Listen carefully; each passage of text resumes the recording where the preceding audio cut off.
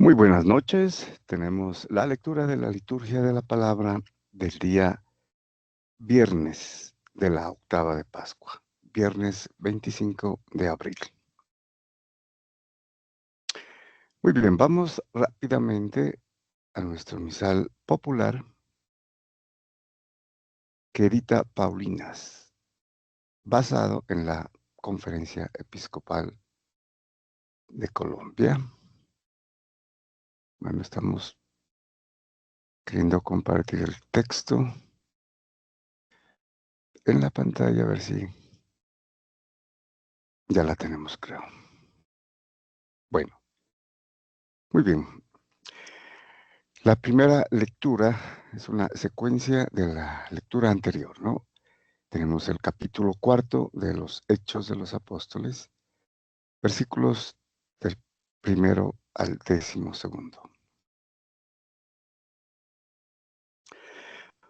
Bueno, recordemos que Pedro y Juan han realizado un milagro devolviendo la salud a un paralítico, ¿no? Que se sentaba a la entrada de la puerta del templo. Bueno, y ellos les dicen al pueblo, ¿no?, que están admirados para clarificarles que no son ellos los que han hecho esto, no por el poder de ellos, sino en nombre de Jesucristo, por su poder, el poder de Jesucristo resucitado y en el nombre, ¿no?, en el nombre del que es él mismo el que ha realizado el milagro por medio de los apóstoles, invocando su nombre. Muy bien. Entonces continuamos. En aquellos días, mientras Pedro y Juan hablaban al pueblo, después de que el paralítico fuese sanado, se les presentaron los sacerdotes, el jefe de la guardia del templo y los saduceos, indignados de que enseñaran al pueblo y anunciaran en Jesús la resurrección de los muertos. Bueno, sabemos que los saduceos se oponían, ¿no?, al concepto de la resurrección.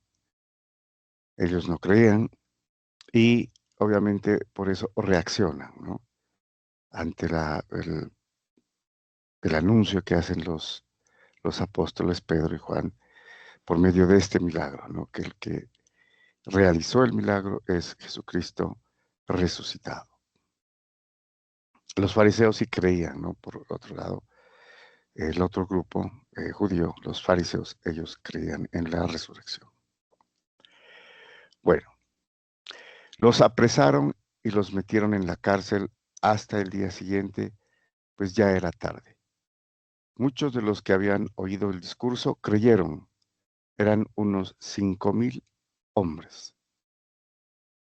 Ante este discurso de Pedro, posterior a la curación del inválido de nacimiento, eh, creyeron 5,000 hombres, ¿no?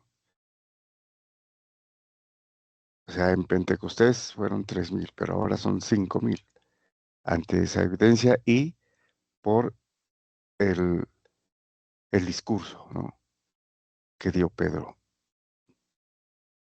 Bueno, al día siguiente se reunieron en Jerusalén los jefes del pueblo, los ancianos y los escribas, junto con el sumo sacerdote Anás y con Caifás y Alejandro y los demás que eran familia de los sumos sacerdotes.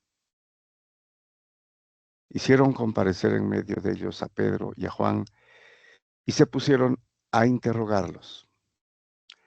¿Con qué poder o en nombre de quién han hecho eso ustedes? Entonces Pedro, lleno de Espíritu Santo, les dijo: jefes del pueblo y ancianos, porque les hemos hecho un favor a un enfermo, nos interrogan ustedes hoy para averiguar qué poder ha curado a ese hombre. Quede bien claro a todos ustedes y a todo Israel que ha sido el nombre de Jesucristo el Nazareno, a quienes ustedes crucificaron y a quien Dios resucitó de entre los muertos. Por ese nombre se presenta este sano ante ustedes. Él es la piedra que desecharon ustedes, los arquitectos, y que se ha convertido en piedra angular. No hay salvación en ningún otro, pues bajo el cielo no se ha dado a los hombres otro nombre por el cual debamos salvarnos. Bueno, lo que hace aquí Pedro, pues, es eh, enfatizar, ¿no?, el, el hecho de Jesucristo resucitado, a quien él acusa, pues textualmente lo vemos como quienes habían crucificado, ¿no?, a Jesucristo. Entonces, es un testimonio, ¿no? Y como veremos luego, irrefutable, y está ahí presente a quien curó, ¿no? Al invocar el nombre de Jesucristo, los apóstoles, entre comillas, curaron, ¿no? Eso lo creyó y lo vio toda la gente, los que estaban presentes, ¿no? Entonces se admiraron de que ellos podían curar. Pero él explica, ¿no, Pedro? Y hay que reincidir aquí. Él explica que es el poder de Jesucristo resucitado y en su nombre quien ha curado, ha vuelto a la salud al hombre tullido de nacimiento. Muy bien, vamos al Salmo. Tenemos el Salmo 117, que es como hemos dicho, el último de los salmos aleluyáticos, eh, y que presenta pues una alabanza, acción de gracias a Dios, y cuyo responso es: la piedra que desecharon los arquitectos es ahora la piedra angular, que es lo que cita, ¿no?, San Pedro en su discurso de la lectura anterior, refiriéndose obviamente a los judíos, ¿no? Ustedes, dice, desecharon la piedra y ahora es la piedra angular. Muy bien, dice entonces el salmista: ten gracias al Señor porque es bueno, porque es eterna su misericordia. Diga la casa de Israel: eterna es su misericordia. Digan los que temen al Señor: eterna es su misericordia. Habíamos dicho al principio de la semana, de esta primera semana, que la temática central es la resurrección. Y en los salmos, el centro, ¿no?, alrededor del cual gira todas las oraciones, los cánticos, es la misericordia de Dios. Y continúa: la piedra que desecharon los arquitectos es ahora la piedra angular. Es el Señor quien lo ha hecho. Ha sido un milagro patente. Lo que los judíos rechazaron, ¿no? Aquí se utiliza la metáfora de la piedra angular, que es la que sostenía la casa prácticamente, ¿no?, que es diferente a la piedra de fundamento.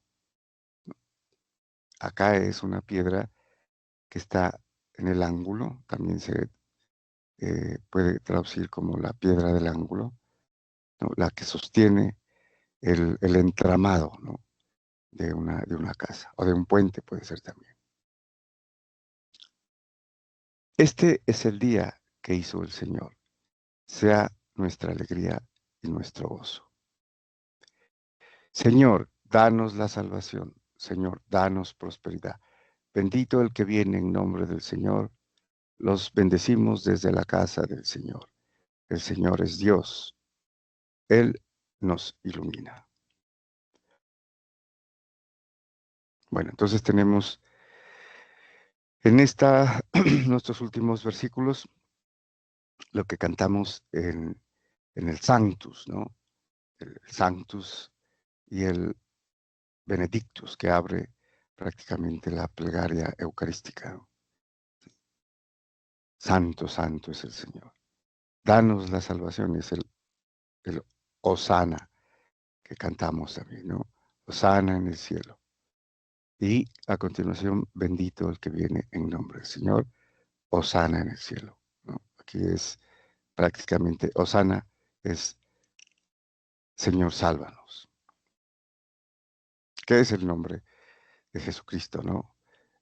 Dicho como plegaria, pero es sálvanos, Señor.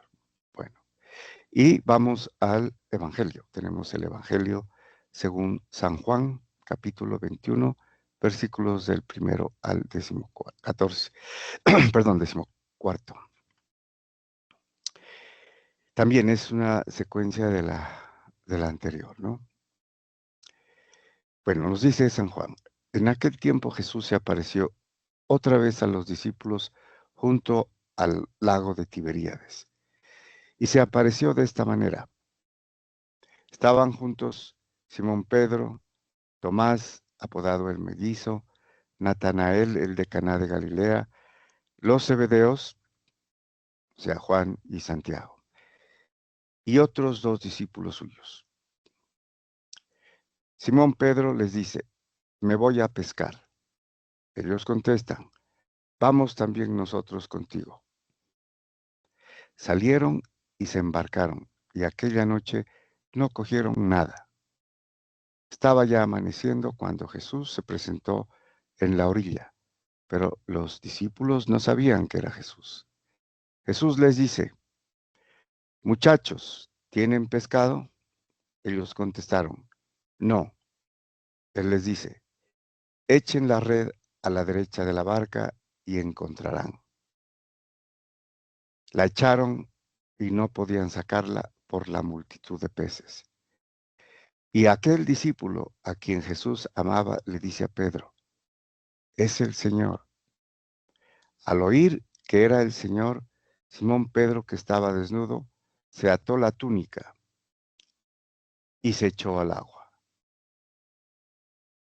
Los demás discípulos se acercaron en la barca, porque no distaban de tierra más que de unos 200 codos, remolcando la red con los peces. Al saltar a tierra, ven unas brasas con un pescado puesto encima y pan. Jesús les dice, traigan de los peces que acaban de coger. Simón subió a la barca y arrastró hasta la orilla la red repleta de peces grandes, 153. Y aunque eran tantos, no se rompió la red. Jesús les dice, vamos, almuercen. Ninguno de los discípulos se atrevía a preguntarle quién era, porque sabían bien que era el Señor. Jesús se acerca, toma el pan y se lo da, y lo mismo el pescado. Esta fue la tercera vez que Jesús se apareció a los discípulos después de resucitar de los muertos, de entre los muertos, ¿no? Bueno, este pasaje está lleno de simbolismos, ¿no? Y bueno, cuando podemos mirar algunos nomás, ¿no? Jesús les pregunta, muchachos, ¿tienen pescado? Ellos contestan, no. Quiere decir que de por sí ellos no podrían hacer nada, ¿no? Esto tiene mucho de la iglesia, ¿no? Como, como lo que va a suceder, ¿no? En Pentecostés, porque este pasaje es antes de Pentecostés. Es el nacimiento de la iglesia, prácticamente. Y ellos contestan, no. Él les dice, echen la red a la derecha y encontrarán. Por su palabra, le dice en el otro de los evangelios, ¿no? Mateo, si no estoy mal. Pero por tu palabra echaré las redes, ¿no? Este mismo relato en boca de San Mateo, ¿no? Pedro le dice, por tu palabra echaré la red. La echaron y no podían sacarla por la multitud de peces. Entonces es el Señor, ¿no? El que les está diciendo qué tienen que hacer, el que los guía, y es el Espíritu Santo que es el Espíritu el Señor Jesús, ¿no? Y el Padre también. Y entonces aquí se da a conocer, ¿no? Recuerden que es una forma, el Señor Jesús resucitado tiene un cuerpo glorioso, ya ha sido glorificado, ¿no? Que se va a completar, digamos, cuando ascienda al cielo y se siente a la derecha del Padre. Pero aquí él no está, ¿no? Sino que, digamos, como una forma velada todavía, ¿no? Entonces, por eso algunos no lo reconocieron, ¿no? Pero luego se dio a conocer, como el caso de los discípulos de Maús, María Magdalena, y aquí en el caso inicial, ¿no? De los apóstoles. Bueno,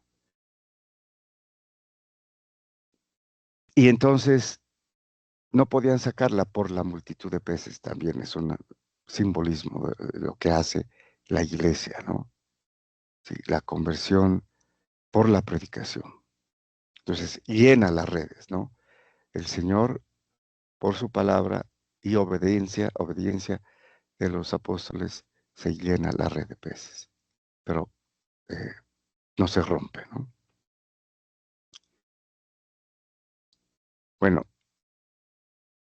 eh, al oír que era el Señor, Simón Pedro estaba desnudo, y se ató la túnica y se echó al agua para ir donde el Señor, ¿no?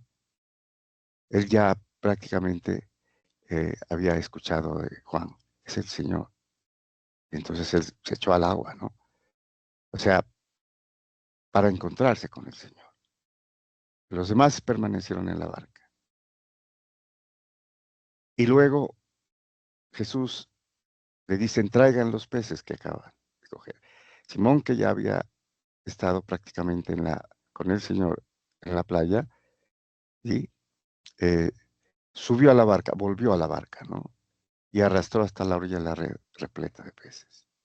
O sea, todo esto de Pedro obedeciendo al Señor, ¿no? Y hace que esta figura eh, de la iglesia y de la obediencia, fidelidad de Pedro, ¿no? Sea prácticamente la que da eh, esta pesca milagrosa que se llama también, ¿no? La pesca milagrosa. 153 peces grandes, ¿no? Bueno, y eran tantos que no se rompió la red, que es figura de la iglesia, la red y la barca de Pedro. Muy bien, muchas gracias y bendiciones.